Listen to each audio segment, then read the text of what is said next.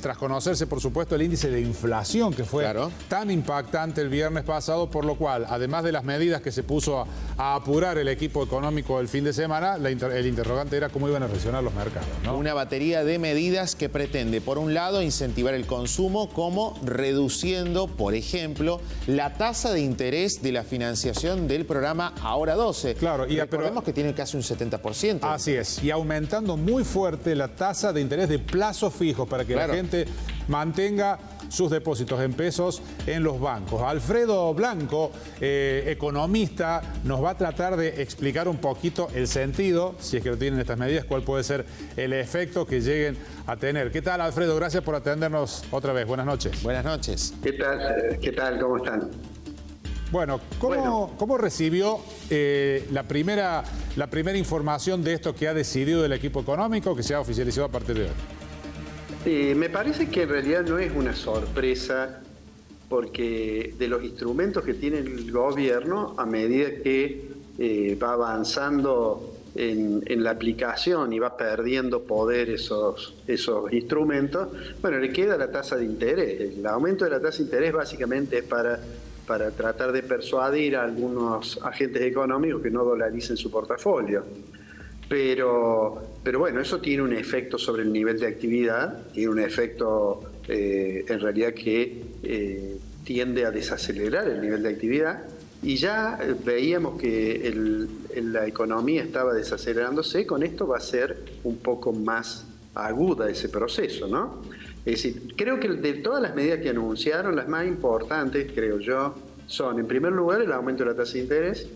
En segundo lugar, la decisión de intervenir más sobre los mercados de los dólares financieros, del MEP y del contado con liqui.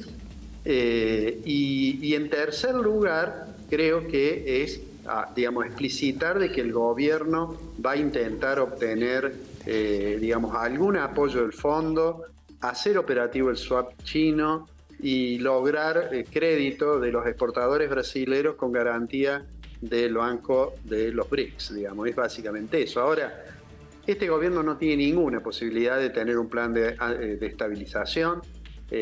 No hay política económica que funcione cuando no hay credibilidad en los que toman las decisiones, y bueno, el gobierno ha perdido, y Massa, que había asumido con cierto margen por su volumen político, claramente a medida que pasan los meses lo ha perdido. O sea que por ahora el único objetivo del gobierno es tratar de llegar sin que se espiralice la inflación o sin que se quede definitivamente sin un dólar central como reserva, tratar de llegar a la elección. Alfredo, le vamos a poner a la gente un ejemplo de cómo repercute en los depósitos en pesos el aumento en la tasa de interés que ha dispuesto el Ministerio.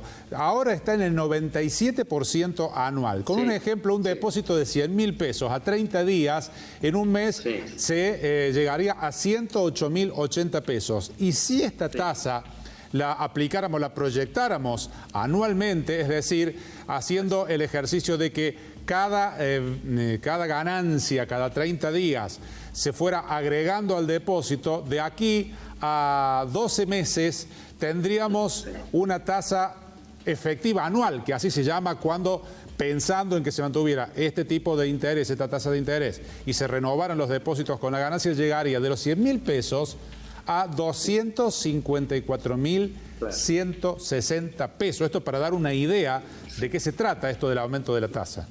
La tasa efectiva es 150% aproximadamente, y la tasa mensual es 8%, ¿cierto? Es decir, la cuenta que tiene que hacer la gente es tomar los 97, dividirlo por 12, le va a dar 8 y fracción, y después lo que se hace es, calcular si todos los meses reinvierto lo que gané, ¿no es cierto? Claro, exacto. Y eso da 150 de tasa de interés, o sea que los 100 pesos se transforman en 250.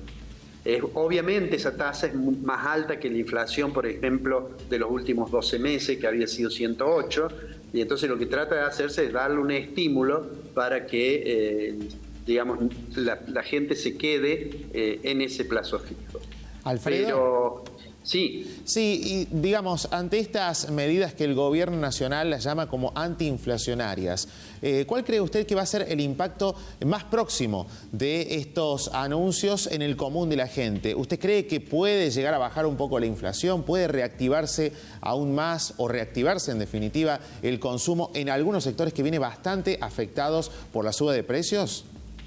No, yo creo que en el muy corto plazo, decimos muy corto plazo, digamos el mes que estamos transcurriendo, mayo, cuando se conozca el índice correspondiente a mayo, en junio, vamos a ver que sigue siendo un índice, un incremento del índice muy alto y que seguramente va a estar en el entorno de este 8%.